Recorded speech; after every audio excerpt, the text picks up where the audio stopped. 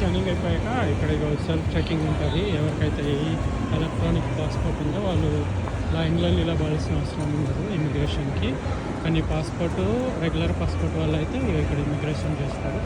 వీళ్ళందరూ ఇమిగ్రేషన్స్ వాళ్ళు ఏం లేదు, అడుగుతారు మనకి ఎన్ని రోజులు. ఒకవేళ 1 month కన్నా ఎక్కువ స్టే చేస్తే ఇంకో వీసా చూపించాలి, అంతే.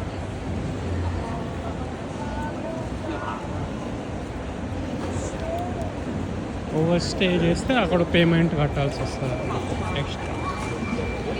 సో మనం బయటనే ఆల్రెడీ వీసా ఎక్స్చేంజ్ చేయించుకున్నాం కాబట్టి వాళ్ళకి వీసా, కొత్త వీసాది ఫోటో కాపీ చూపిస్తే సరిపోతుంది. ఓవర్ స్టే అంటే ఇచ్చిన 30 రోజుల కన్నా ఎక్కువ రోజులు ఎక్స్ట్రా చేస్తే దానికి ఫైన్ కట్టాలని అంటారు అన్నమాట.